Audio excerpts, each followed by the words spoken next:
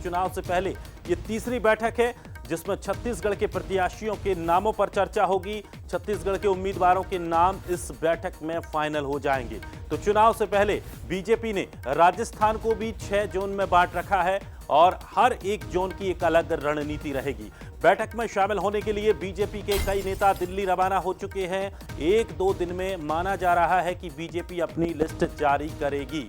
तो बड़ी अपडेट आपको बता दें, बीजेपी ने अपना विजय प्लान तैयार किया है और इसको लेकर लगातार बैठकें हुई। अब तीसरी एक बड़ी बैठक दिल्ली में आज होने जा रही है। इस बैठक में शामिल होने के लिए कई नेता दिल्ली के लिए रवाना हो चुके हैं और ये माना जा रहा है कि छत्तीसगढ़ और राजस्थान को लेकर इस बैठक में विशेष चर्चा होनी है। चलिए, हमारे साथ हमारे एसोसिएट एडिटर मनोज सैनी जी हमारे साथ जुड़ गए हैं। मनोज जी, आज एक बड़ी बैठक दिल्ली में हो रही है और इस बैठक में शामिल होने के लिए तमाम नेता भी दिल्ली पहुंच चुके हैं।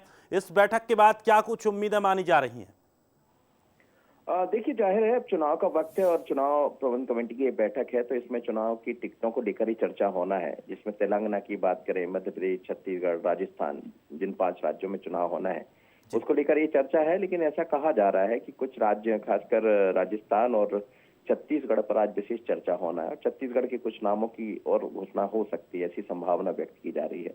जिसमें कुछ सांसदों को जैसा मध्य प्रदेश में प्रयोग किया गया वो प्रयोग करती हुई भारतीय जनता पार्टी नजर आ सकती है। लेकिन जहां से भी सूची आएगी दिनेश, वो चौंकाने वाली होगी, क्योंकि भारतीय जनता पार्टी ये चाहती कम से कम हिंदी भाषी राज्यों में एक अच्छे बहुमत के साथ उसकी वापसी हो। 2 राज्यों में सरकार नहीं है, राजस्थान और छत्तीसगढ़ में। मध्य प्रदेश में सरकार है, तो यहाँ सबसे ज्यादा गुजरात की तर्ज पर आगे बढ़ने की तैयारियां हैं।